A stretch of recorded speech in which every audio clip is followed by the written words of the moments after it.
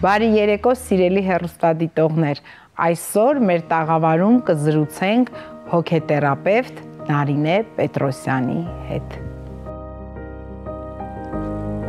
Բարի երեկո, Նարինե Տիգրановնա, համեցեք։ Շնորհակալ եմ շատ։ Ես եմ շնորհակալ, գիտեմ, որ շատ բազմազբաղ եք, շնորհակալ եմ, որ ընդունեցիք հրավերս եւ մեր տաղավարում եք, ինչպես եք։ Շնորհակալ եմ շատ ինձ հյուրընկալելու համար, ես ինչպես միշտ շատ լավ եմ։ Ինչ լավ է, ես պիտի հենց ի սկզբանե ասեմ, որ ինչքան հետևում եմ ձեզ, ինչքան հետևում եմ ձեր գործունեությանը, ես ինձ համար մի բան եմ առանձնացրել, որ պոզիտիվը եւ դրականը եւ կյանքին դրական աչքերով նայելը, դա ինչպես ասում են, ձեր առանձնահատկությունն է, Նարինե Տիգրановնա, ես հոգեբան չեմ, բայց այդքանը ես ինքս ինձ համար առանձնացրել եմ ձեր պարագայում։ Ճիշտ եք նկատել, որովհետեւ կյանքի իմ կարգախոսը ապրել ուրախ։ Այնպես չէ, որ ես խնդիրներ չունեմ կամ չեմ հաղթահարում, բայց յուրաքանչյուր մարդու խնդիր իրենն է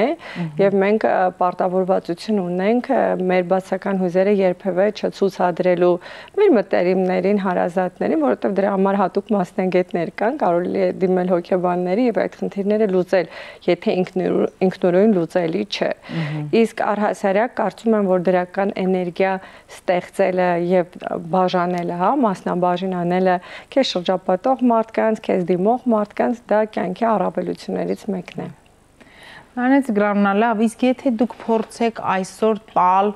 հայ ժողովրդի հոգեբանական նկարագիրը, այսենց ընդհանրական, ինչ կասեք։ Նեք, մեր ազգում կա մեծագույն խնդիր, որը կապված է մեր ոչ ներողամտության, հիշաչարության, չարակամության, տենց բառեր լիքը օգտագործեմ չտառով, որը որ մեր վատ հոգեվիճակի սկզբնաղբյուրն է։ Ես բազմիցս նայում եմ, խոսում են քրիստոնեությունից, հավատքից եւ այլ, բայց առաջի կարգախոսը դա ներողամիտ լինելն է, որը չկա, իսպար բացակայում է բոլորի մոտ, բոլորը ինչ որ փորձում են պատժել, սաստել, դաստիարակել, չգիտեմ, հա, ինչ որ զբաղված են դիմացինի վրա քար նետելով։ Ես կարծում եմ, որ յուրաքանչյուր ոք իր մեջից ոչ թե պետք է ասի, այ դիմացին իրավունք չունի քննադատելու, այլ հենց ինքը իրեն ասի, ես իրավունք ունեմ քննադատելու, թե ոչ։ Եվ փորձեմ ինքս իմ մեջ մշակել, ինձ դարձնել իմ ամենալավ ու բարի տեսակը եւ փորձեմ նախ թույլ չտալ, որ ինձ մոտ չարախոսեն կամ, չգիտեմ, բանվածեն եւ ես չանեմ։ Եվ որպես վստահ կարող եմ ասել աշխատող միջոց, եթե ամեն օրվա կարգավիճակով մարդ մշակի իր այդ հոգեբանությունը եւ ապրելակերպը եւ վարքագիծը, կտեսնի, որ շատ քիչ ժամանակ անց ինքը փոխվում է, դառնում է լրիվ ուրիշ։ Եվ ցանկացած մարդու մեջ տեսնել միայն լավը։ Գիտեք, անթերի մարդ չկա, անսխալական մարդ չկա։ Մենք բոլորս էլ մեղսունակ ենք, հա, եւ չեն կարող ապրել տենց անարատ եւ մաքրամաքուր, բայց մեր խնդիրն է ցանկացած վատի մեջ տեսնել լավը, ցանկացած մարդու մեջ տեսնել լավը։ Ես միշտ բազմիցս բարձրաձայնում եմ դա, երեխաները վատը չեն ծնվում։ Կյանքի բերումով ինչ որ դաստիարակության միջավայրի հետևանքով փոփոխվում է հոգեվիճակը, բայց եթե մենք ցանկացած այն մարդկանց գնահատանքով վատ մարդու մեջ փորձենք տեսնել լավը եւ խրախուսենք եւ սերմանենք, այդ լավը կտեսնենք, որ ինքը վերափոխվում է, սկսում է առաջացնել, հա, արտաբերել իր լավ կողմերը եւ դրսեւորել իրեն լավ, որովհետեւ ոչ մի պարագայում քննադատություն ինքը լավ արդյունք չի տալիս։ Ես հասկանում եմ, որ դա խորհրդային դաստիարակություն է նաև, հա, անդադ նախատելը, մարդու թերությունները երեսին ասելը եւ այլը, բայց երբևէ դա չի բերել դրական արդյունքի։ Մարդուն պետք է տալ հնարավորություն տեսնելու իր լավ կողմերը եւ երբ որ դու խրախուսում ես լավը առանց բարձրաձայնելու վատը, փորձում է անընդհատ ինքը այդ լավը էլի ասել, որպեսզի էլի ստանա այդ խրախուսանքը։ Դուք մի առիթով ասել եք, ինձ երբեմն ասում են հոգեբան ես, թե հոգեվորական, որովհետև հաճախ եք ասում, որ մարդիկ քրիստոնեական արժեքներից են հեռացել եւ Նարինե Տիգրановնա, որ պահին սա եղավ։ Ի վերջո դուք ձեր հարցազրույցներում էլի հաճախ շեշտում եք, որ այո, մենք հիմա չարացել ենք, մենք հանդուրժող չենք, մենք նախանձ ենք, մենք հիշաչար ենք, բայց դուք որպես փորձառու բժիշկ, դուք կարող եք ասել, երբ սկսվեց սա եւ ինչու մենք չենք կարողանում կանխել եւ այո այն ժողովուրդը, որը ինչ որտեղ հպարտանալու տեղ ունի, որ անընդհատ ասում ենք մենք առաջին ազգն ենք քրիստոնեություն ընդունած, այսօր շատ հաճախ մեզ նաեւ մեղադրում են նրանում, որ մենք քրիստոնեական արժեքներից հեռացել ենք։ Ես կարծում եմ մենք չունենք քրիստոնեական կրթություն, որտեղից եկավ այդ բացից, դասիրակությունից, որովհետև ես ինքս որպես ծնող իմ երեխան 3 տարեկանից, երբ որ սկսեց խոսքը ձևավորվել, ես իրեն սովորեցրեցի հայրմերը։ Ինքը գիտի ինչ է նշանակում հայրմերը, հա, աղոթքը, ցանկացած նախադասություն եւ ինչով է պարտավորեցնում իրեն եւ ինչ է ինքը ստանում հայրմերը, հա, ասելուց, որովհետեւ մենք չենք կարող առանց երեխայի մեջ դնելու բարին, սովորեցնելու բարին, չես կարող ասել, գիտես, ես քրիստոնյա եմ, ես եկեղեցու համար սա եմ արել, չգիտեմ, մոմ եմ վառում եւ այլը, որովհետեւ սրանք այն միջոցները չեն, որոնք մեզ կդարձնեն քրիստոնյա։ Քրիստոնեությունը դա ապրելակերպ է։ Քրիստոնեությունը դա պաշտամունքը չէ, հա, այսինքն ամեն ինչ չափի մեջ է։ Քրիստոնեությունը դա ապրելակերպ է, մեր ամենաբարի կրոնն է, եթե ուսումնասիրեն բոլոր կրոնները, կհասկանանք, որ քրիստոնեության համար անսահման պետք է մեծ հոգի ու սիրտ ունենաս, որպեսզի կարողանաս որպես հարիր քրիստոնյա ապրես։ Եվ այստեղ ես կարծում եմ, որ մայրերի վրա է շատ խիստ դրված, որովհետև ցանկացած մայր ծնող պետք է իր երեխաներին սովորեցնի նախ Աստվածաշունչ կարդալ, որովհետև Աստվածաշունչը ինքը ես կարծում եմ, որ այդ ցուցումներն է կյանքի ճիշտ վերաբերմունքի մոտեցումների եւ այնտեղ չկա բացատրություն։ Յուրաքանչյուր ինքը պիտի հասկանա, ինքը ինչ է հասկանում կարդալուց, որովհետեւ ես չեմ ընդունում, որ ինչ որ մեկը կարող է կարդալ թեկուզ հոգեվորական Աստվածաշունչը եւ քարոզի թե ինչ է գրված Աստվածաշունչում եւ ինչ է ուզում ասած լինի, հա, այդ Աստծո խորհուրդը կամ խոսքը։ Եվ ծնողը որպես լավ դասիրակություն, որ իր երեխան չար բաների ընդունակ չլինի, սկսած, չգիտեմ, կենթանական աշխարհից չվնասի երբևէ, որտեվ հասկանա, որ դա ցավը պատճառում կենթանու չի կարելի, կլինի դա թիթեռ, դա կլինի, չգիտեմ, մրջուն, կլինի շունիկ, կատու, չի կարելի կենթանիներին վնաս պատճառել։ Եւ բարին սերմանելով, մեծացնելով երեխաներին մենք հասկանանք, որ ունենում ենք առողջ հասարակություն, որովհետեւ բարի մարդը չի կարող լինել նախանձ, իրենք ինքնաբավ են, իրենք երջանիկ են իրենց ունեցածով, իրենք որտեղից է ծնվում նախանձը, դա սիրո պակասից է։ Բոլոր լավ բաները դա սիրո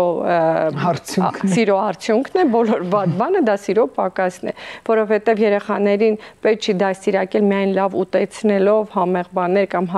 հագցնելով, հա, չգիտեմ, լավ հագուստներ։ Երեխային պետք է հոգևոր ծնունդ տալ։ Հոգևոր ծնունդը դա աղանդին չի վերաբերվում, դա սովորեցնում ենք մարդկանց սիրել, մարդկանց ճանաչել,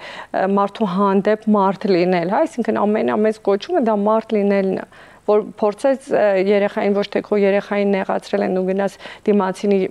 երեխային ով որ նեղացրել է, չգիտեմ, ավելի վատ բաներ անես, ականջը ձգես կամ չգիտեմ ծնողներով իրար ուտեք, այլ փորձեց սովորեցնել հանդուրժողականություն, փորձել բարիշացնել, ոնց էր այն ժամանակ, հա, մարդիկ ավելի փորձում էին տոլերանտ լինել։ Հետո, չգիտեմ, ինչ որ մի հատ պահից եկավ այդ նախանձը, սիրո պակասը, մարդիկ սկսեցին չարանալ, որովհետև եթե մեկը ինչ որ մի բան ունի, ուրեմն դա իմ համար արդեն վատ է, որովհետև ես չունեմ, իսկ նա ունի, իսկ հարց չի տրվում, իսկ ինչու դու չունես կամ ինչն է պակասում քեզ, չէ՞ որ նյութականի մեջ չի կյանքի իմաստը եւ առհասարակ արժեքները, բայց մենք ցավոք սրտի դարձել ենք նյութապաշտ ազգ, որը որ ամեն ինչ տանում է դեպի որ շահն է։ Եթե կա շահ, այո, եթե կա շահ, ուրեմն մենք կարող ենք մեր սկզբունքների, մեր ապրելակերպի, չգիտեմ, ամեն ինչի միջով գնալ, որպեսզի այդ շահը ունենանք, որտեվ սրանք անհամեմատելի բաներ են։ Մարդու ամենաթանկ բանը, առհասարակ կյանքում ամենաթանկ բանը դա մարդ արժեքն է։ Եթե մարդը նույնիսկ սխալ որևէ բան կարելի է պարզապես ձեռք մեկնել ու փորձել հասկանալ ինչու արեց, ոչ թե նախատել ու փորձել վնասել։ Մեր ազգում մեծագույն խնդիր է, չունենք լսելու ունակություն։ Դիմացինը թեկուզ եթե վրդոված է քեզ որևէ բան է ասում, ինչ ենք մենք լսում, որ պատասխանենք։ Որ արագ պատասխան տանք այդ մարդուն եւ ոչ թե մի հատ լսենք, հասկանանք, տեսնես ինչ է ինքը այդպես մտածում, տեսնես ինչ եմ ես արել, որ ինքը այդպեսի կարծիք է ունեցել։ Ի վերջո ամենակարևոր բանը դա հուզական ինտելեկտն է։ Իսկ ինչ է նշանակում հուզական ինտելեկտ, երբ որ մարդը կարողանում է լսել եւ գնահատել դիմացինի հույզերը եւ կարողանալ ղեկավարել քո հույզերը, որովհետեւ բացի նրանից, որ մենք կարող ենք ղեկավարել մեր հույզերը, մենք որևէ բան չենք կարող ղեկավարել։ Դու չես կարող դիմացինին թելադրել ինքը ոնց ապրի, ինչ սկզբունքներ ունենա եւ այլն, որովհետեւ դա իր խնդիրն է, իր գործն ինքը կուզի կունենա, չի ուզի չի ունենա։ Նարին Ծգրամ, նայ տեսեք, հետաքրքիր է դուք այդ հուզական էմոցիոնալ ինտելեկտի մասին եւս հաճախ խոսում եք։ Այստեղ գիտեք ինչն է հետաքրքիր։ Մենք ինտելեկտ բառը երբ որ ասում ենք, արդեն ենթադրում ենք, որ գոնե իրեն դաստիարակված համարող մարդը դա պետք է ունենա, չէ՞։ Բայց մեր կյանքում մենք այսօր այդ էմոցիոնալ ինտելեկտի շեղումները եւ դրա ինչպես ասում են նորմաների չպահպանումը տեսնում ենք բոլոր ոլորտներում։ Էմոցիոնալ ինտելեկտ խախտում են եւ բժիշկները, եւ դասախոսները, այսինքն այնպես չի էլի, որ ասենք մենք այդ էմոցիոնալ ինտելեկտի պահպանումը չունենք միայն փողոցում կամ գոնե հասարակ մարդկանց շրջանում, բայց ինչպես է դա էլ է մեր դաստիարակության պակասը։ Դա էլ է դաստիարակության պակասը։ Այսինքն մարդը գնում է բարձրագույն կրթությունը ստանում է, համարում է, որ ինքը ինչ-որ մեկին կարող է բուժել կամ կրթել, բայց միևնույն ժամանակ ինքը լուրջ բաց ունի ամենալուրջ տեղում։ Դրա համար ցանկացած բան փոխելու մեջ պետք է սկսենք նորացնային մահճակալից, հա, այսինքն երբ որ երեխան լաց է լինում, ծնողը վերցնում այսպես թափ է տալիս, հա, այսինքն չի կարող այդ երեխան ուղղակի հանգիստ նյարդային համակարգով մեծանալ։ Այսինքն մինչև երեխա ունենալը նախ պետք է բոլոր ծնողներն անցնեն այդ հուզական դաստիարակության փուլը, որ ես որպես ծնող պատրաստ եմ արդյոք իմ հույզերը այնպես կառավարել, որպեսզի իմ ագրեսիան, փողոցի ագրեսիան, սկեսուրի հետ վեճը եւ այլն չանդրադառնա իմ բալիկի վրա, մեկ։ Նոր այդ դեպքում գնալ հղիության եւ երեխա ծնելու, բերելու, դաստիարակելու։ Երկրորդ փուլը գնում է արդեն նախակրթական օջախներ, այսինքն մանկապարտեզի դաստիարակները, դաստիարակչուհիները, տնօրենը, այդտեղից պետք, որտեղ հենց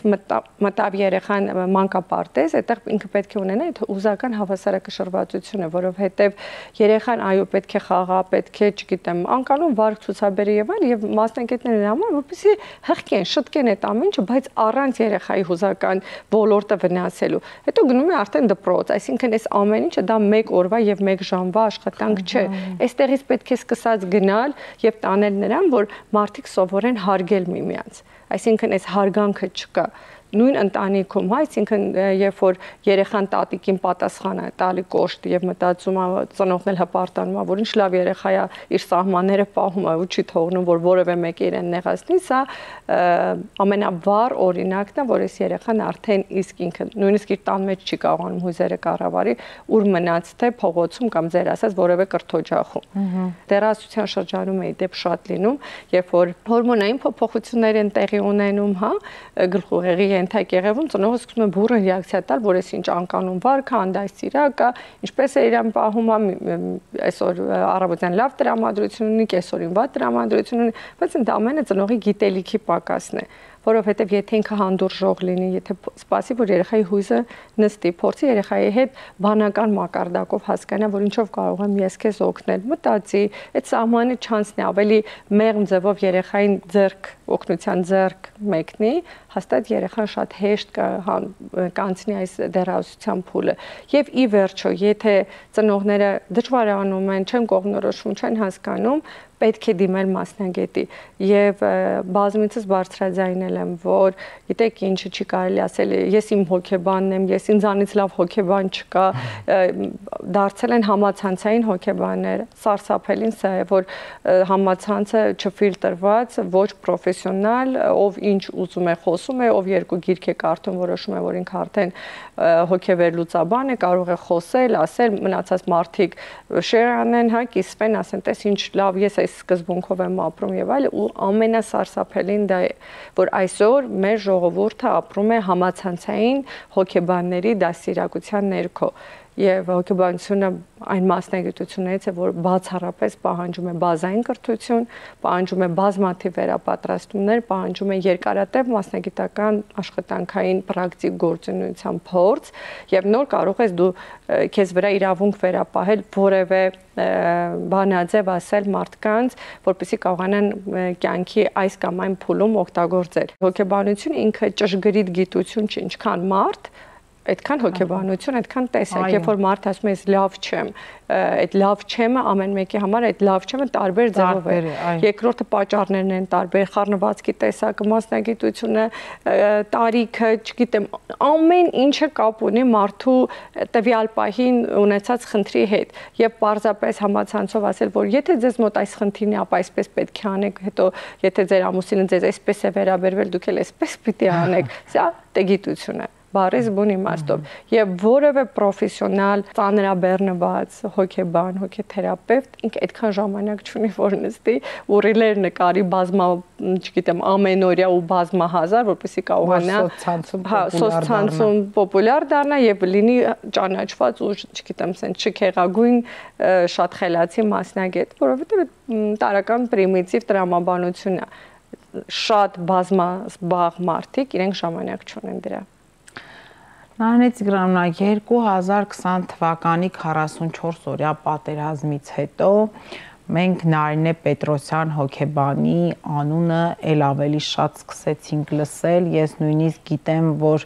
Արցախի իշխանությունները ձեզ երախտագիտության մեդալ են տվել ձեր աշխատանքի համար, ինչի համար իսկապես կեցեք, բոլորս պետք է շնորհակալ լինենք։ Հարցս հետևյալն է. մինչև 20 թվականը Նարինե Պետրոսյանը էլի հոգեբան էր, աշխատում էր, բայց դրանք անհատներ էին, ընտանիքներ էին, ինչպես ասում ենք, տարբեր կանայք եւ տղամարդիկ էին։ 20 թվականի 44 օրյա պատերազմից հետո մեր ժողովրդի ողբերգությունը դարձավ մասսայական եւ դարձան հազարավոր ընտանիքներ,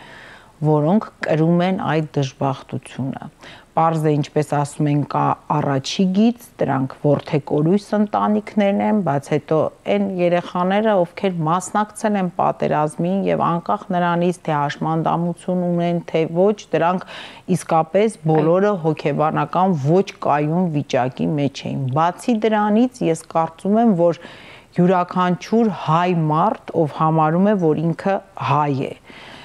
20 թվականից հետո ինչ որ բան նրա մեջ կորել է,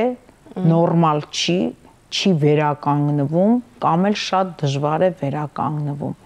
20 թվականից հետո Նարինե Պետրոսյանը սկսեց աշխատել նման պացիենտների հետ։ Դոկտոր, ինչ փոխվեց ձեր կյանքում դրանից հետո, եթե ազնիվ լինեք, ու լինում է նենց պահ, որ հոգեբանը ինքը հասկանա, որ ինքն էլ հոգեբանի կարիք ունի։ Ինչպես դուք հաղթահարեցիք այդ փուլերը եւ այս լավատեսությունը ոնց պահպանեցիք դրանից հետո։ Պատերազմը երբ սկսվեց, մեր կլինիկան մեկ հարկը դարձավ հոսպիտալ եւ արագ սկսեցինք ընդունել զինվորների։ Եվ կլինիկայում այսպես էր, որ անկախ քո մասնագիտությունից դու դառնում ես բազմապրոֆիլ, որ բոլորս հավաքվենք, կարողանանք բոլորին օգնել։ Ես ամիսներ շարունակ ապրել եմ կլինիկայում, որովհետև մենք ունենք շատ մեծ թվով զինվորներ, որոնց օդ ու ջրի պես ես պետք էի։ Ու այդ օգնությունը դա ժամով չէ, դա 24 ժամյա էր, եւ մենք ամեն օր ընդունում էինք ու տեղավորում էինք, հետո ուղարկում էինք տարբեր կլինիկաներ, նայած եթե մեր կլինիկային չէր համապատասխանում, հա, վնասվածքը եւ այլն։ Այո, իմ կյանքն էլ է փոխվել մինչև պատերազմ եւ պատերազմից հետո։ Ես ինքս մայր լինելով եւ երևի թե նաեւ տղա երեխայի մայր լինելով, ինձ մոտ մայրական մի հատ բնազդ էր միացել իմ մասնագիտությանը գերխնամքի տակ վերցնելու տղաներին, գերխնամքի, որովհետև այստեղ դու մտածում ես, որ կարևոր չի ինքը ում երեխան, ինքը քոնն է ու դու քո մաքսիմումը պիտի անես, որ նախ ինքը անկախ տարածաշրջանից որտեղից է եկել, Արցախից է եկել, թե չգիտեմ Գորիսից եւ այլ, ինքը հասկանա, որ ինքը ապահով ձեռքերում է եւ ամեն ինչ կանենք, որ ինքը ապահով զգա իրեն, որովհետեւ ինչ է փոխվել ինձ մոտ, ասեմ, ես շատ դժվարությամբ կարողացա վերականգնել այդ ապահովության զգացողությունը, որտեղ շատ անապահով էինք, շատ որ ամեն ինչ արվում էր տղաներին ուրախացնելու համար, շեղելու համար, իրենց այդ նոր կյանքին, այսպես կյանքին կարճած, հա, տանելու համար ես կարող եմ բարձրաձայնել պատերազմի մասնակից բոլոր տղաները անխտիր, կապ չունի ինչ վնասվածք են ստացել, իրենք ունեն հոգեպես հաշմանդամություն։ Այսինքն չկա մի տղա, որը մինչ օրս չհիշի ինչ է եղել իր հետ։ Այնպիսի մահեր, այսօր իմ զինվորը ինձ հարց է տել, ասում է ինձ գրամնա, որն է եղել ամենաբար դեպքը, ես իրեն պատմում եմ, ինքը սկսեց սենց սարսափել, որտեղ ինքն է շատ ծանր վնասվածքով, այն որ մահվան դուռ հասած, շատ հրաշքով փրկված զինվորներից էին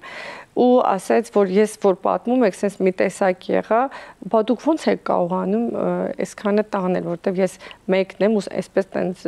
2000-ից ավելի է զինվոր ունեմ։ Իմ հարցի նման հարց է տվել է։ Ու ասեմ այսպեսին, գիտեք ինչ կա, ես 25 տարի աշխատում եմ պրակտիկ հոգեբան եւ կարող եմ ասել, ցանկացած մասնագիտության մեջ դու կարողանում ես ֆիլտրել։ Այսինքն ես երբ որ գալիս եմ աշխատանքի, որևէ բան իմ տանից չի գալիս աշխատանքի վայր, որովհետև այդտեղ ես դառնում եմ անկախ ինձանից, հա, մասնագետ, որը ոչ թե հույզերով է դատում, այլ ես սկսում եմ այսպես ավտոմատ միացնել ինչ ժեստ արեց, ինչ միմիկ արեց, որ բառն ասեց, ինչ ասեց, որպեսզի կարողանամ այդ ամբողջը հավաքել ու արագ օգնություն ցուցաբերել, որ ճիշտ ախտորոշում արվի, ճիշտ մոտեցում ցուցաբերվի, լուծումները տանք, այսինքն դու դառնում ես այսպես ավտոմատիզացված ինչա պետք է այդ պահին մարդուն հոգեպես այդ վիճակից դուրս բերելու համար։ Դրանից հետո, երբ որ իհարկե այդ ապրոմակցումը չի կարող չլինել, բայց բանականությունը շատ ավելի առաջնային պլան է, քան հույզերը։ Երբ որ ես կարողանում եմ հավաքել ու իրենց արդեն էմոցիան փոխել, որովհետև ես պիտի իրենց լիքը սեր տամ, ջերմություն տամ, իրենք իմ մոտից ավելի ապահով դուրս գան, տղաներիցս մեկը մի օր ստատուս էի գրել, որ բոլոր իմ տղաները իմ աշխատասենյակից դուրս են գալիս, մի բուր սեր գրկած, տակը գրել էր դոկտոր ջան, մի բուր չէ, մի ֆուր։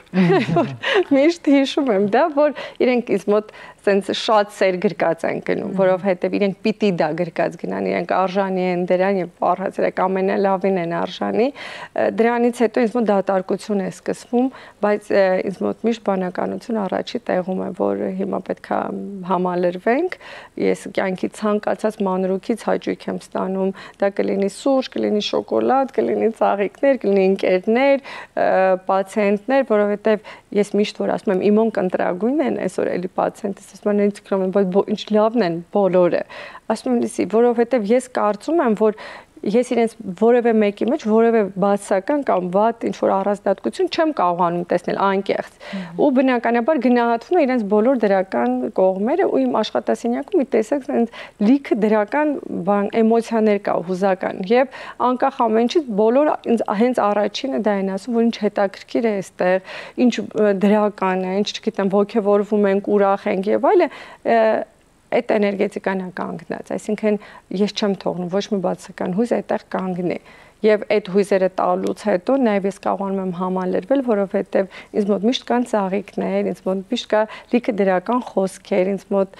իմ առավոտը սկսվում է լիքը շնորհակալություններով, գիշերը քնում եմ լիքը շնորհակալություններով ու ես չեմ կարող դրանով չհամալրվել, չլցրվել ու հաջորդ օր այդ ամեն ինչը նորից կիսում եմ իմ բոլոր այցելուների հետ։ Ես կարող եմ վստահ ասել, որ դա է գաղտնիքը իմ միշտ ուրախ լինելու, որտեղ ես ամեն ինչից կարող եմ ուրախանալ։ Ծիտիկների ծլվլոցից, չգիտեմ, թեկուզ որ առավոտյան աչքներս բացում ենք, այն բարի լույսն ու աչքի լույսը ունենք ու միշտ ասում եմ երիտասարդ ենք, շփվում ենք, բոլորը կան կենթանի են, վայելեք, գալիս ենք աշխատանքի պետքական ենք, ամենակարևոր պահանջմունքն է պետքական լինելը։ Առավոտյան շտապում ենք բոլորս, որտեղ պետք ենք աշխատավայրում, հետո շտապում ենք տուն, որտեղ տանը պետք ենք, գրում են, որ զանգում են, որտեղ պետք եք, չէ՞ որ այս ամենակարևոր բանը, ոչ թե նվնվանք, որ վայ հոգնել եմ, վրաս հալ չկա եւ այլ, ինչ երջանիկ է, որ Աստված օրհնել է, որպեսզի դու պետք լինես մարդկանց։ Դուք իդեպ տենց մի գրառում էլ ունեիք, որ կյանքի կարևոր պահանջմունքը գնահատված լինելն է։ Ամենակարևորն է։ Եվ գնահատված ոչ թե պետք է սպասենք, որ մեզ գնահատեն, այլ մենք գնահատենք։ Շատ կարևոր է, որ շատ եմ դնում ծաղիկների մեջում, ինչու, որովհետև դե չեմ կարող բարձրաձայնել ինչ խնդիր ունենք, ինչ ենք լուծել եւ այլը, որովհետև չի թույլատրվում, հա, մասնագիտական գաղտնիություն է։ Այս երկրում է մի բան դնես, տենց ով ինչ ասես կգրի, թե սա ում էր վերաբերվում։ Դրա համար առհասարակ փորձում եմ շրջանցել, միշտ ասում եմ, սա հետևանքն է, արդյունքն է, հա, այսինքն եթե այցելուն քեզանից գոչ լինի, ծաղիկներ չի բերելու։ Ու բայց երբ որ գնում եմ գնահատանք, ոչ թե որ ինքը գնահատեց իմ աշխատանքը, այլ ես որ գնահատում եմ իր ծաղիկները, որովհետև ցանկացած, չգիտեմ, նույնիսկ այն ամենափոքր կոնֆետը, որը գալիս եմ աշխատասենյակ, իմ համար դա շատ մեծ գնահատանքի արժանի, որովհետև նախ իրենք պարտավոր չեն։ Եվ մարդը գնացել է, ժամանակը ծախսել, գումարը ծախսել, ցանկություն չէ, այդ ամեն ինչ որ գումարս չես կարող չգնահատել։ Ու երբ որ դնում եմ ու գրում եմ, որ ես շնորհակալ եմ եւ ամենակարևորը գնահատված լինելն է, որ ես գնահատում եմ իրենց վերաբերմունքը ինձ ու իմ արած աշխատանքին։ Այ եթե մենք տեսնենք даже փոքրերին, երբ որ մի բան է տալիս, ասում ես ապրես շնորհակալություն, ինքը ողջևորվում է, էլի է ուզում տալ։ Ու կյանքում միշտ այդպես է, չի կարելի մունաթով էլի այդ ամեն ինչ անել։ Մտնում ենք խանութ մի բան առնելու, հասկանում եմ մարդը կարող է հուզված է կամ չգիտեմ, լավ տրամադրություն չունի, բայց իրենք իրավունք չունեն դա բերել աշխատավայր։ Ես միշտ ուրախ եմ, անկախ նրանից հոգնած եմ, խնդիրներ ունեմ եւ այլ, որովհետեւ ես կարծում եմ դա ես իրավունք չունեմ այդ բացական էներգիան կողքիններից տալու։ Դրա համար ես կարող եմ ուրախ ասել, որ շատ սոված եմ, ուրախ ասել, որ լիքը խնդիրներ ունեմ, ուրախ ասել, որ ես 2.5 ժամ մնացել եմ խցանման մեջ, բայց երբևէ դա չդառնա բացական հույս։ Նարինե Տիգրանովնա, դուք աշխատում եք բնականաբար եւ կանանց եւ տղամարդկանց հետ, բայց հիմա չգիտեմ, ճիշտ եմ նկատել թե ոչ, դուք եթե սխալվում եմ ուղեք, դուք անընդհատ, այո, այդ փոքրիկ գրառումների, ծաղիկների, դուք կանանց մեծարման խոսք ունեք անընդհատ ձեր էջում, եթե ես ճիշտ եմ, այդ գիծը դուք անընդհատ տանում եք, այդ կնամեծարությունը, հետո ոնց որ դուք ձեր գործունեությամբ, խոսքով, բովանդակությամբ կնոջը անընդհատ ասեք սիրիր քեզ, սիրիր քեզ եւ նորից սիրիր քեզ եւ գնահատիր քեզ, որպեսզի եւ շրջապատը կարողանա քեզ սիրել եւ գնահատել։ Ինչով է դա պայմանավորված, ի վերջո կինը կնոջը թե մի քիչ մեր հայրականության մեջ միգուցե տեսնում եք, որ այդ խնդիրները շատ են, ես նույնիսկ սենց ինձ համար այս վերջերս մի հետաքրքիր գրառում էի կարել, մի քանի կետից եւ դուրս եմ գրել, հիմա ինչքանը կարողանամ փորձեմ ասել, բայց այստեղ գրված չէր կոնկրետ ում է վերաբերվում, բայց երբ որ կարդում ես, հասկանում ես, որ сա ավելի կանանց угված խոսք է։ Ни дня без скандала, зато сохранила брак. Не видела мир, зато дети с айфонами. Всегда сидела на диете,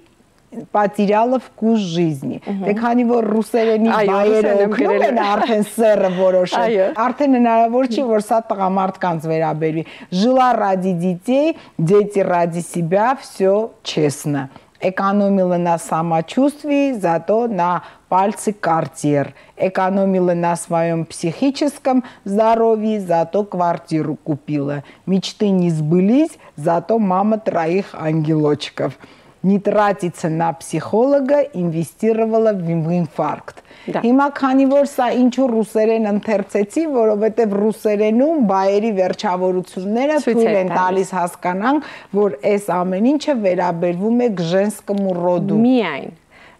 բարձրաձայնում եմ եւս մեկ անգամ, որ երբևէ ավելի հայ կանանց է, չէ՞։ Միայն հայ կանանց, որովհետև հայ տղամարդիկ իրենք շատ էգոիստ են։ Եվ իրենք չեն ապրում հանուն կանանց, իրենք չեն ապրում հանուն երեխաների, իրենք չեն զոհաբերում որևէ մի բան, այդպես, որովհետև իրենք ապրում են իրենց հաճույքների համար, իրենք ապրում են նենց ոնց որ իրենք են ուզում։ Լսեք, բնականաբար, դրա համար խոսքս բացառապես վերաբերվում է միայն հայ կանանց, սա հայ կանանց կարգախոսներից է։ Նայեք, շատ կարևոր մի բան կա, երբ որ խոսում ենք մենք ինքնագնահատականի մասին, ես միշտ ասում եմ, դուք չեք կարող կանգնել հայելու դիմաց ու ասել, վայ, ես այնքան լավ աղջիկ եմ, չգիտեմ, սիրուն եմ, պուպուշ եմ, նայեք իմ տոնը մաքուր է եւ այլն, երեխաներից դաստիարակված, որովհետեւ դա ինքնախաբեություն է։ Որպեսզի բարձր ինքնագնահատական ունենա կինը պիտի սկսի հոգենորոգումից, այդպեսի բառ ասեմ։ Ինքը պետք է սկսի կրթվել, զարգանալ, փորձի հասկանալ ինչա ի վերջո կանացիությունը, որովհետև մենք շատ ենք խոսում, բայց 90% այդ կանացիություն հասկանում է պահելաձև, հա, այդպես որ տեսնեն, ասեն ինչ կանացի կին է, բայց ինքը հոգու դրսևորումն է, որովհետև դու պետք է ներքուստ կանացի լինես, հետո կարողանաս դրսևորես քո կանացիությունը։ Ամենակարևոր բանը կինը պետք է հասկանա նախ առաջինը ինքը ինչի համար է ծնվել, որն է իր միսիան է կյանքում։ Կնոջ միսիան չէ, որ պետք է պարտադիր ամուսնանա, երեխա ունենա, երեխաներին պահի մեծացնի, ամուսնացնի, հետո պարտադրի, որ դուք էլ ինձ եք պարտավոր, ամբողջ կյանքս նվիրել եմ ձեզ։ Ցանկացած երեխա երջանիկ է, եթե իր մաման երջանիկ է, որովհետև ինչ ուզում են հորինեն, խոսեն, որ ես տանն եմ նստել, մաքուր պահել եմ, կերակրել եմ, պատրաստել եմ, իրենք չեն կարող ունենալ երջանիկ բալիկներ, որովհետև երեխաները սնվում են մամայի երջանկության էներգիայով։ Այսինքն այն մաման, որ ինքը ուրախ է, երջանիկ է, տանը ուրիշ էներգետիկա է լինում, հա, այսինքն ինքը անընդհատ երեխաներին այդ երջանկությունով է սնում, այդ էներգիայով, այդ պաչիկներով, այդ նույնիսկ այդ ուտելիքները ինքը դրիվ ուրիշ էներգիայով է պատրաստվում։ Եվ իսկ ինչ է կնոջ երջանկությունը, մեր հայկանեք դա էլ երևի գենետիկ մտածողությունը, բայց կարծում եմ կփոխվի, իրենց երջանկությունը պայմանավորում են տղամարդկանցով։ Այսինքն կանացի երջանկությունը դա նա է, երբ որ կողքս կա կողակից։ Ես կարող եմ միայն ինձ երջանիկին համարել, եթե ունեմ լավ ամուսին, օրինակ, հա, եթե բարեհաջող ամուսնացել եմ եւ այլն։ Իրականում դա սխալ սկզբունք է։ Ցանկալի է, բայց ֆակտատիվ։ Գիտեք, չէ, այսպես է կարգը, դու պետք է լինես շատ երջանիկին, հետո որոշես քո երջանկությունը որ տղամարդու հետ ես ուզում կիսել։ Երբ որ դու քո երջանկությունը պայմանավորում ես քո երեխաներով կամ տղամարդով կամ ծնողներով, ցանկացած բանի դու կարող ես դա կորցնել, որովհետեւ երջանկությունը դա քոնն է, չի կարող քեզանից դուրս լինել։ Դու պետք է լինես երջանիկ մարդ, հետո նոր կարողանաս այդ երջանկությունը տալ քո երեխաներին, քո ամուսնուն, իսկ այդ տղամարդկանց, որ բռնում են, հետո խեղդում են, որ դու էս պիտի անես, այն պիտի անես, որպեսզի երջանիկ լինեմ, ու սկսում է այդ տարանջատումը, որտեղ այդ խեղճ տղամարդը ինքը իրականում չի կարող իրեն տալ։ Խեղճ լավ է։ Անկեղծ եմ ասում, որտեղ պահանջները անիրական են։ Տղամարդը, երբ որ այդ հարցը ինքը գնաց ընկերների հետ, այո, ինքը պիտի գնա ընկերների հետ, որտեղ այն ինչ որ ինքը ունի ընկերական շրջապատում եւ միջավայրում, դա անփոխարինելի է, ինքը չի կարող երբևէ դա ունենալ կնոջ հետ եւ կանացի միջավայրում կամ ընտանիքում, բայց երբ որ կինը լինի ինքնաբավ, ինքնակատարելագործված, ինքը կհասկանա, որ այս բաժանումները օրվա մեջ ժամային շատ կարևոր է, որովհետև դու էլ այդ ընթացքում ես կարողանում համալրվել, հա, լիցքավորվել, չգիտեմ, քո զարգացմամբ զբաղվել եւ այլն, հետո երեկոյան նորից կարողանալ կիսել այդ ամեն ինչը միասին, բայց տղամարդը կնոջ գերին չէ, էլի չի կարելի տենց բան անել, որ պետք է ինքը գա պարտավոր այնպես անի, որ ես ունենամ կանացի երջանկություն։ Եվ ի վերջո որ օրը կանայք սովորեն, որ տղամարդուն պետք չէ կապել, հա, պետք չէ տենց սեղմել, որ պետք է տուն գաս, դու պարտավոր ես, այսան, ինչքան ազատ թողնեք, այդքան իրենք ձեզ ավելի կգնահատեն։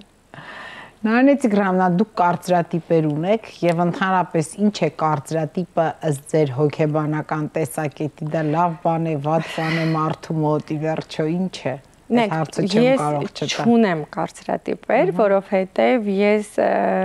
ունեմ հետևյալ կյանքի մոտեցումը, որ նախ չկա այդպիսի բան, որ ես կյանքում չփոփոխեմ, հա, իմ կարծիքը, մոտեցումները եւ այլն, որովհետեւ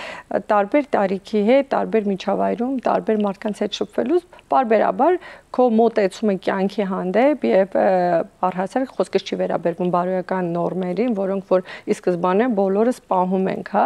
սա արդեն ոչ թե կարծրատիպ, այլ սկզբունքներ, սրանք շատ տարբեր բաներ են։ Իսկ կարծրատիպեր ունենալ եւ կարճելը սա խոսում է անձնային բարդույթների մասին, որովհետև կարծրատիպով ապրելը ինքը մարդուն բերում է մշտապես լարվածության մեջ։ Մարդը պետք է լինի այդ անգլերեն բառը շատ եմ օգտագործում flexible, ճկուն։ Այսինքն ցանկացած իրավիճակում դու կարող ես լինել ճկուն, մտածել ինչու ոչ։ Միշտ կարող ես կարծիքդ փոխել, ինչու ոչ, ով ասեց, որ դա տաբու է, պետքա չլինի։ Ամեն ինչ հնարավոր է, նորից եմ խոսում, կան գերբարոյական արժեքներ, բնականաբար, որ յուրաքանչյուրս դա անխախտ է, դա մեր սկզբունքներն է, դա ինձ համար նույն է ծնողին հարգել, երեխային հոգ տանել, ամուսնու կամ հակառակ սեռի հանդեպ հարգանքով լինել, սրանք սկզբունքներ են, որ դա քո դաստիարակությունից է խոսում, քո ապրելակերպից, ազգային պատկանելությունից եւ այլն։ Սա կարծրատիպ չէ, սա սկզբունք է, որը որ դու քո արժեվ դնում ես որպես հայ քրիստոնյակին, որ ես ունեմ այդ բարոյական դաստիարակությունը, դա երբևէ դա կարմիր գիծն է։ Իսկ կարծրատիպը դա յուրաքանչյուր անձի կողմից մշակված որևէ պրինցիպ է, որ ինքն իր մեջ դրել այդ տաբուն երբևէ դա չշրջանցել։ Սա հոգեբանական բարդույթի մասին է խոսում, որովհետև եթե մենք խորանալով հետ գնանք, կտեսնենք, որ ինչ որ մի տարիքում, ինչ որ տրավմայից հետո է դա առաջացել, այդպես չեն ծնվում։ Այդպես պաշտպանվում են, դա պաշտպանական մեխանիզմ է։ Նահարնե Պետրոսյանի ապրելու եւ ապրեցնելու բանաձևը այսօր մեր օրերում, մեր երկրում լինել բարի, անսահման բարի եւ սովորեցնել ապրել բարի եւ ես ինքս անդադ ինձ ստիպում եմ որևէ կերպ չչարանալ, ինչ ուզում է լինի։ Հայրենիքը ձեզ համար ամեն ինչ է։ Ես չեմ պատկերացնում, ինձ համար հայրենիքի պաշտպանը դա զինվորը չէ։ Ես զինվորը սահմանի պաշտպանն է, հայրենիքի պաշտպանը մեզանից յուրաքանչյուրն է, որ ապրում է հայրենիքում եւ որևէ բան է անում հայրենիքը ծաղկեցնելու, դեպի լավը տանելու համար, որովհետեւ մենք շատ կարող ենք թողնել գնալ դրսում ավելի լավ կենցաղային կյանք ունենալ, բայց ոչ հոգեպես, որովհետև ես կարող եմ փաստել, որ որևէ դրսում ապրող հայ ինքը հոգեպես երջանիկ չէ։ Եվ եթե երջանիկ լիներ, չէր հայտնվի դրսում եւ չէր շարունակի դա նորից էլի ասեմ, որ պաշտպանական որևէ քայլ է, բայց ապրել, փորձել, գիտեք, երբ որ հայրենիքդ վիրավոր է, դու պարտավոր ես մնալ հայրենիքում։ Պարտավոր ես համախմբվել, նորոգել, ամեն ինչ անել, որ չթողնի, եթե բոլորը գնան, ինչքան է զինվորը պահի, ինչն է պահելու, ինչն է պաշտպանելու։ Ինձ համար հայրենիքը ամենամեծ սրբություն է, սուրբ արժեք է իր բոլոր չար ու բարի հայերով։ Միևնույն է, ես սիրում եմ նույնիսկ մեր չարացած հայերին, նույնիսկ, չգիտեմ, ստանդարտից դուրս հայերին, միշտ ասում եմ, դե լավ ոչինչ, դե լավ մարդ է, ոչինչ, մի հատ պետք է հասկանալ, ինձ միշտ ասում եմ, ինձ թվում է ես պետք է գնամ այդ մարդու հետ խոսեմ, որտեղ որ խոսեմ հաստատ ինձանից հետո ինչ-որ բան կփոխվի, մի քիչ կբարի անա։ Ասում են ինչով են տարբերվում հայերը եվրոպացիներից։ Եվրոպացիների դեմքին միշտ տեսնում ես կեղծավոր ժպիտ, հայերի դեմքին անկեղծ ատելություն։ Հիմա դուք միգուցե այդ անկեղծ ատելությամբ հայերին նաև կարոտում եք, այո։ Շատ եմ սիրում հայերին։ Այո։ Շատ եմ սիրում ու միշտ բարձրաձայնում եմ, ես առիթ ունեցել եմ դրսում շատ սովորելու, վերապատրաստվելու, շրջագայելու, ինձ համար աշխարհի ամենալավ կանայք դա հայուհիներն են, աշխարհի ամենալավ տղաները դա հայ տղաներն են, միևնույն է, այդ ինձ մոտ անփոփոխ, այդ մի բանը երբեք չի փոխվի։ Նանե Տիգրանովնա, ըստ հաղորդման ձևաչափի ավարտին ունենք մի այսպիսի հնարավորություն։ Դուք ինձ կարող եք մի հարց ուղղել, իհարկե եթե ունեք դրա ցանկությունը, դա պարտադիր պայման չէ, բայց մենք այս հնարավորությունը նաև ունենք մեր հաղորդման շրջանակներում։ Ինչ շատ հետաքրքիր է, ինչու եք ընտրել այդ անվանումը առանց կարծրատիպերի։ Քանի որ իսկապես ես նկատում էի, որ երկրում եւ հատկապես կանանց շրջանում, որտեղ իմ հաղորդման հյուրերը բացառապես կանայք են լինում, ես տղամարդ հյուր չեմ։ Հիմա կարծրատիպ է, բա տեսնում եք, էտել է կարծրատիպ։ Իսկապես մտածում էի, որ միգուցե, չգիտեմ, սխալվել եմ, որ երևի կանանց մոտ այդ կարծրատիպերը ավելի շատ են եւ ուզում էի, որ սա հնարավորություն լինի, մի փոքր հնարավորություն, որտեղ եթե կկարողանանք այնքան այն մակարդակի անկեղծ ունենանք հարցազրույցներ կամ զրույց գոնե, որ կարողանանք խոսել այդ կարծրատիպերից, եթե կբարձրաձայնեն եւ նաեւ ասեն նրանցից ձեռք ազատվելու միջոցները, որովհետև շատ կանայք կան, որ ասում են ունեցել եմ, բայց կյանքի այս փուլում ազատվել եմ կամ հասկացել եմ, որ այսպես է, բայց մարդիկ էլ կան, որ ասում են պահպանել ենք։ Ինձ թվում է պետք է նաև տղամարդկանց կանչեք հյուր, որովհետև կանանց կարծրատիպերը ձևավորում են տղամարդիկ։ Սկսեք տղամարդկանցից, որովհետև եթե հայ տղաները ապրեն առանց կարծրատիպերի, կանայք չեն ունենա կարծրատիպեր։ Հայ կանանց մասին էլի խոսքը։ Փորձենք ուրեմն։ Դոկտոր, շատ շնորհակալ եմ։ Ես եմ շատ շնորհակալ։ Այս մեր հետաքրքիր զրույցի համար, գիտեք, իսկապես շատ կարևոր բաներից խոսեցիք, շատ դրական խոսեցիք։ Ես ինչպես հաղորդման սկզբում ասեցի, նաև հիմա վերջում եմ ասում, ես ձեզ անձամբ չէի ճանաչում, բայց հետևելով ձեր գործունեությանը, առաջինը իմ մեջ այդ երկու բանը ես ձեր մեջ առանձնացրել էի։ Նախ պոզիտիվությունը եւ հետո կյանքին շնորհակալ լինելը, փոքր բանով ուրախանալը։ Ես կարծում եմ, որ այսօր մեզ դա շատ է պակասում։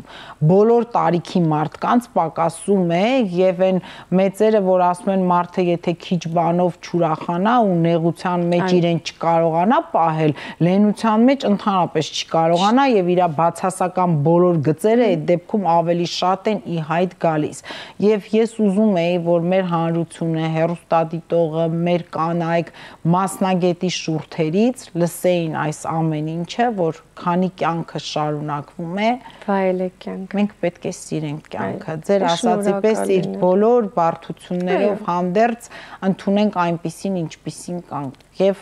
ի վերջո ճիշտ եք ասում, շարունակենք ինքնակրթվել, ինքնազբաղվել, այս դեպքում ավելի շատ կանանց էր ուղղված ձեր խոսքը, ես ձեր հետ համամիտ եմ, որ շատ բաց գծեր կլրացվեն, եթե մի փոքր այլ կերպով ապրենք։ Պարզապես մոտեցումը պետք է փոխել եւ վերջ։ Շնորհակալ եմ շատ։ Ես էլ եմ շատ եմ շնորհակալ, մերսի շատ։